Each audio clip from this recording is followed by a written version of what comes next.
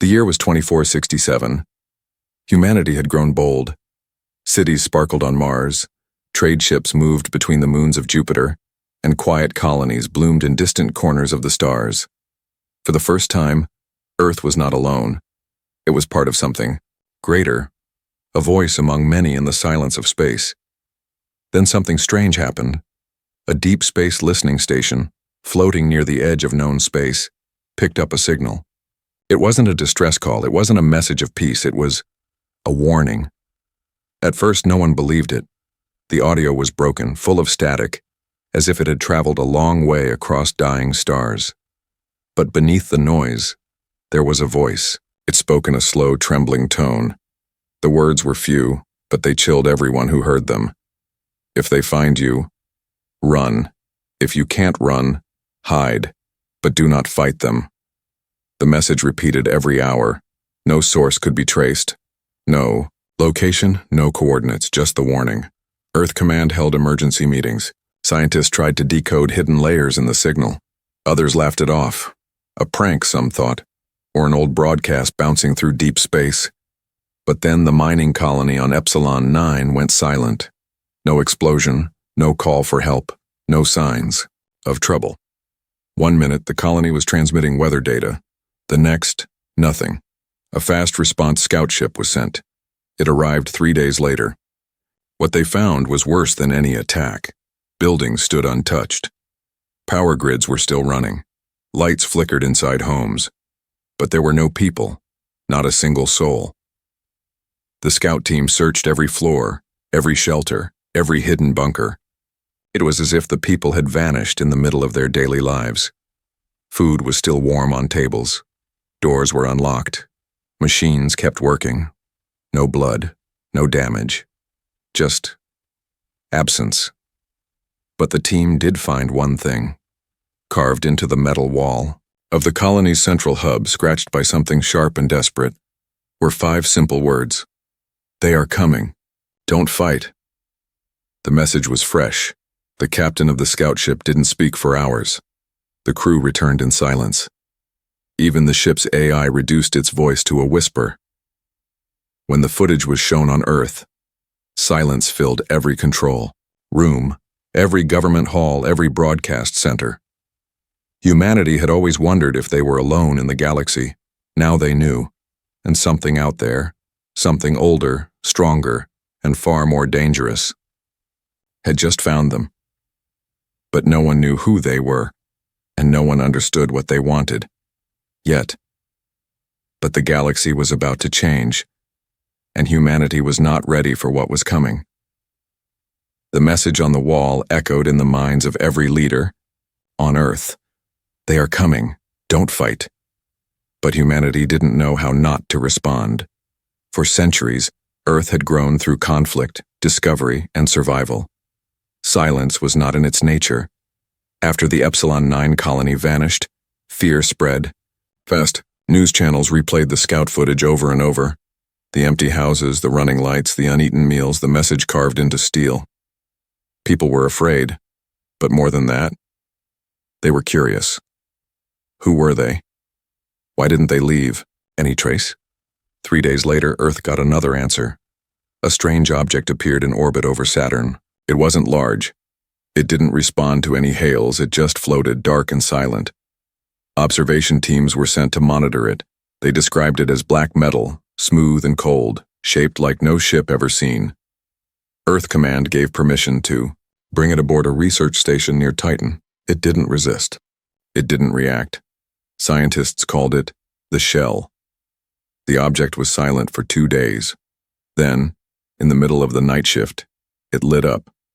Without warning, the object released a soft pulse of light. Nothing explosive. Nothing destructive. Just one wave. But at that exact moment, every human system in the sector glitched, not broke, just skipped. Screens turned off for a second. Navigation drifted. Artificial gravity flickered. Every machine acted like it had forgotten where it was, and for just a breath, and the shell went dark again. The scientists couldn't explain it. The AI systems on the station had no memory of the error. They reported no problem, But the humans on board felt something. A sense that something had noticed them. Back on Earth, political leaders argued. Some said the shell should be destroyed. Others said it was too valuable to touch. A decision was made to lock it down and move it to a hidden facility on the moon. But before they could act, something arrived. Just outside Neptune's orbit, space itself shifted. The sensors didn't detect a ship. They detected a ripple, like space had folded and unfolded again. And then they were there. 15 vessels. Silent, black. Unlike anything humanity had ever seen, they didn't broadcast. They didn't fire, they just began, moving forward. Earth Command watched with disbelief. Every ship was the same shape, long, smooth, sharp-edged. No visible weapons, no heat signatures, just motion. A diplomatic message was sent. In every known language, no reply. The fleet reached the outer defense line of human space and stopped. Still no communication. Still no sign of attack. A recon drone was sent closer, and that's when it happened. Not a shot, not an explosion, just light. A beam of pure white energy moved from one of the alien ships to the drone, and the drone was gone. Not destroyed, not broken, gone. The signal ended, the metal vanished. Even the memory of the drone's presence faded from the defense system. It was as if the drone had never existed at all. Then the alien ships began moving again. Slow, direct, unstoppable. Earth entered full alert, but no one wanted to say it out loud. No one wanted to admit that maybe, just maybe, the message was right. Don't fight. But how do you not fight something that erases reality? And what would happen if you did? Humanity had a choice to make. Run, hide, or do the one thing it had always done best. Find the truth and prepare for what was coming. Because now everyone understood one thing. They weren't just powerful. They were unlike anything humanity had ever faced. And something told them. This was only the beginning. Every attempt to understand the mysterious visitors ended the same way, silence. The black ships drifted deeper into human territory, never speaking, never reacting, just watching, scanning, moving forward without pause. Earth's leaders were divided. Some believed diplomacy might still work. Others whispered fears that humanity had already been judged and found lacking. But something strange happened on the outer rim. A listening outpost on Kepler-4, scheduled for evacuation, never completed its retreat. The station commander, a middle-aged officer named Elias Vance, made a choice that broke every protocol. Instead of following orders, he stayed. Alone. His final message was short. I just want to see what they'll do if I don't run. When the black ships passed Kepler-4, they stopped, just for a moment. No beam, no disappearance, no reaction. Then, they moved on. Command was baffled. Why spare a man who disobeyed orders? Soon, more irregular reports started coming in from the field. A cargo ship that had refused to take a standard route through safe space, untouched. A civilian pilot who veered toward one of the alien vessels to get a closer look, ignored. A malfunctioning scout drone that looped erratically, left, alone. Patterns started to form. The alien ships avoided anything they couldn't predict. AI systems, gone. Automated responses, erased. But humans acting on impulse. Humans making mistakes, being messy, irrational, emotional. Those were spared. Back on Earth, data scientists and strategists began digging deeper. They replayed footage from every encounter, analyzing every move. And a theory began to form. The visitors weren't targeting humans. They were targeting patterns. Every decision made by clean logic, routine orders, or programmed systems was seen as a threat. But anything driven by emotion, chaos, or creativity was ignored. That changed everything. Suddenly, Earth wasn't focused on weapons anymore. It was focused on behavior. They called it the human equation. It started small, training units to improvise, breaking formations, avoiding synchronized movements. Ships began flying with irregular pulses. Communication patterns were scrambled on purpose. Soldiers were told not to follow orders blindly, but to act on gut instinct. And for the first time, it worked. A human patrol vessel escaped a confrontation with one of the black ships by doing the most illogical thing possible. It turned toward the enemy and blinked its lights in a random pattern. The alien vessel stopped, hovered, then retreated. Astonishment turned into strategy. Earth developed new programs, ones that trained chaos, not order. Artists were brought into war rooms. Game designers and street performers were asked to consult on fleet tactics. Poets wrote ship movement patterns. Children played logic-breaking games that confused advanced AI. For the first time, humans weren't afraid. They were curious, and the visitors were reacting. Their ships began to move slower, as if confused. Their scanning signals became unstable. Sometimes their formations broke mid-flight, and on a quiet day near Alpha Centauri, something happened that changed everything. An alien ship drifted close to a human station broadcasting only music. No messages, no threats, just an old Earth jazz recording full of strange rhythm and unexpected beats. The alien ship paused, and it turned away. The station remained untouched. A new thought spread among the people of Earth. Maybe the visitors weren't invincible. Maybe it wasn't strength they feared. Maybe it was something else.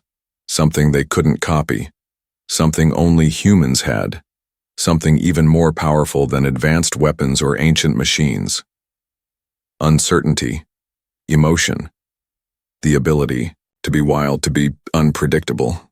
And if that was true, if the black ships truly feared what they couldn't control, then perhaps for the first time in this strange war, humanity had an advantage.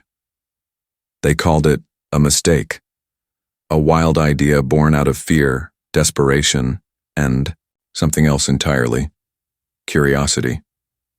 But deep beneath the mountains of old Earth, far from the public eye, a group of scientists, engineers, and quiet strategists were building something that had never been tried before. Not a weapon. Not in the traditional sense. This time they were building a ship, but not just any ship. One that would be guided not by precision, but by uncertainty. Powered not by perfection, but by unpredictability. Controlled not by rules, but by instinct. They named the project Nemesis, a name chosen not to inspire fear, but to warn of imbalance, of a force that cannot be explained or reasoned with. No two parts of Nemesis were the same. The engines pulsed at different rhythms. Its AI core was half-finished by design. The ship's main systems ran on layered confusion, purposely arranged to prevent any clear pattern. Even the route it would take through space was randomized daily by a poetry generator built by a child from Luna Colony. But most unpredictable of all was its crew. They weren't elite pilots or perfect minds, they were misfits. People who didn't belong anywhere else. Thinkers too strange. Soldiers who disobeyed too often. Scientists who questioned everything. And one historian who still used a paper notebook. These were the people chosen to fly the most unexplainable thing Earth had ever created. They didn't follow normal training. They didn't take orders in the usual way. Each day aboard Nemesis began with a random task. One day they'd study alien radio waves. The next they'd paint murals inside the engine room. Every action fed into the ship's strange internal systems, which made decisions based on randomness, art, and emotion. The mission was simple. Don't engage. Just drift. Be seen. Be unpredictable. And watch how the enemy responds. When Nemesis entered deep space, the alien ships noticed immediately. They paused, watched, scanned, and then, for the first time ever, they moved away. The experiment had worked. Over the next several weeks, Nemesis drifted near multiple enemy locations. No two approaches were the same. Sometimes the crew would send old Earth music. Sometimes they released clouds of glitter-like particles into space. Sometimes they said nothing at all. The results were always strange alien ships stalled. They circled, They stopped moving entirely, as if trying to make sense of something that made no sense. But then came the test no one was prepared for. Nemesis, without permission, jumped into an active engagement zone where Earth forces were being pushed back. The command team back on Earth panicked. They tried to contact the ship, but no signal returned. And then, silence. The battle feed dropped. For 10 minutes, no one knew what had happened. Then a single message came from a nearby scout. The enemy ships are gone. No weapons fired, no ships lost, just gone. Nemesis returned 2 hours later, unharmed, no explanation. The crew simply said, "We talked in our own way." After that, everything changed. Earth began creating more vessels inspired by the Nemesis design, though none ever worked quite the same. It wasn't the ship, it wasn't the tech, it was the people and the mindset that made the difference. And the galaxy noticed. Other civilizations, once silent and watching, from the shadows began reaching out. They didn't ask for weapons, they asked to learn what made humans different, what made them unpredictable. Because if the ancient visitors feared something, and that something came from Earth, then perhaps Earth was no longer the young voice in space. Perhaps it had become something else entirely. Not a threat, not a conqueror, but a mystery. And in a galaxy full of logic and rules, mystery was the one thing that couldn't be controlled. Far beyond the borders of human space, past the glowing edges of familiar stars, there existed a place older than memory. It had no name in any known language, no coordinates in any chart.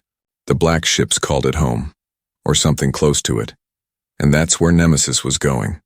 No orders were given. No command was issued. One day, without warning, the ship changed course.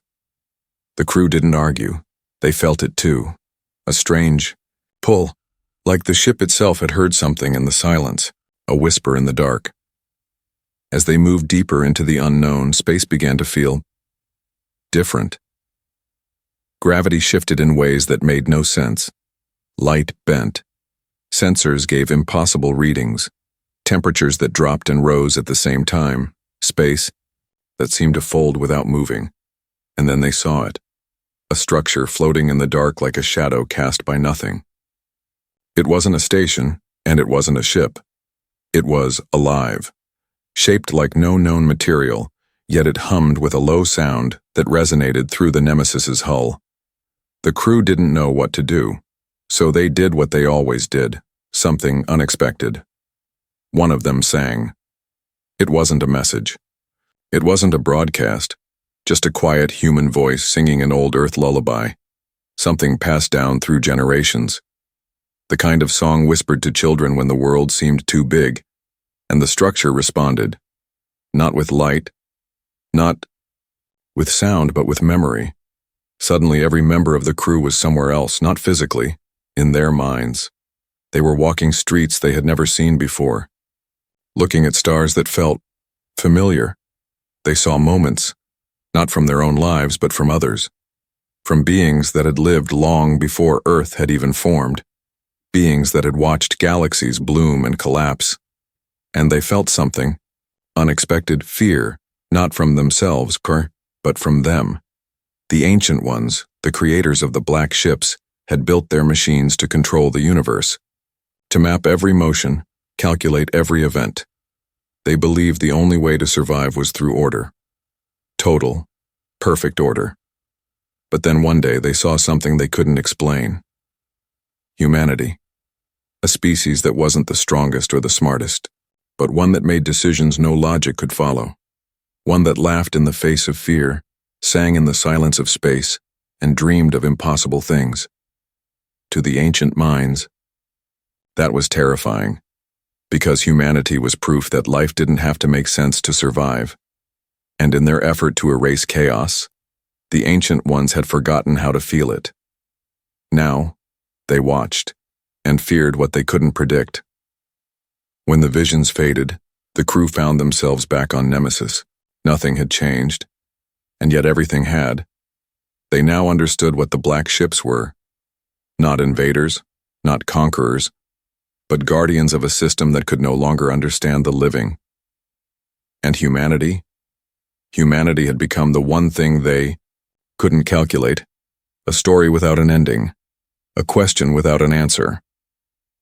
As Nemesis turned back toward known space, the crew remained silent for a long time. Not out of fear but wonder. They hadn't fired a single shot, but they had broken something greater, the illusion that everything must follow a rule, and for the first time in eons, the galaxy trembled with possibility. Not because of what humans had done, but because of what they might do next. The skies above Earth were calm again, but everyone knew calm didn't mean safe.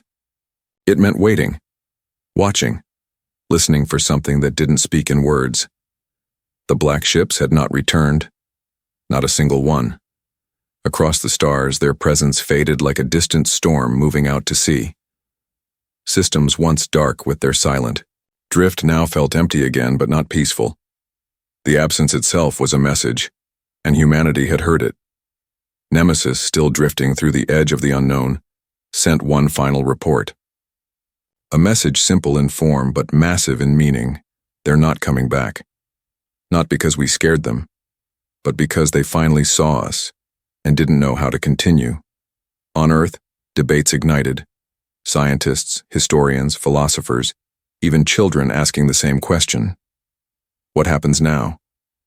Humanity had never imagined itself as a symbol, not of power, not of dominance, but of uncertainty. A kind of living proof that the universe could still surprise itself. Other civilizations began reaching out more often. Species that had once kept quiet now asked to collaborate, not for defense, but for understanding. They wanted to study the unpredictable nature of human thought. Some even sent poets and musicians instead of diplomats. And so a quiet shift began. No more fleets being built, no new weapons deployed. Instead, the world started teaching creativity as survival. Schoolchildren learned how to solve problems with games that had no rules. Ships were piloted with art at the core of their systems. AI programs were no longer designed to be perfect. They were built to wonder, to question, to hesitate. Uncertainty was no longer feared. It was nurtured. But even as peace settled, something deeper stirred. The structure Nemesis had discovered, the one that had shown them visions, hadn't disappeared. It had changed. Now it pulsed once every Earth day. A signal, not a call, not a warning, but a rhythm. Almost like it was listening, waiting for a reply. So Earth replied, not with orders, not with threats, with stories. They began broadcasting tales. Real ones. Imagined ones. Fragments of dreams and echoes of memory. Stories told by humans of all ages. Some about stars, some about home, some about things that didn't exist at all. And far out in space, the structure began to glow just a little brighter. It was the beginning of something new. Not a war, not a victory, but a dialogue between logic and imagination, between fear and curiosity, between what was and what could be. Humanity had been tested, not for its strength, but for its spirit, and now, instead of defending itself, it was defining itself. In the silence that followed the black ship's retreat, the universe began paying closer attention, not to Earth's weapons, but to its music, its questions, its willingness to be strange. Because maybe, just maybe, the greatest power wasn't control. It was possibility. And humanity, for the first time in its history, wasn't just part of the galaxy. It was helping shape what the galaxy could become.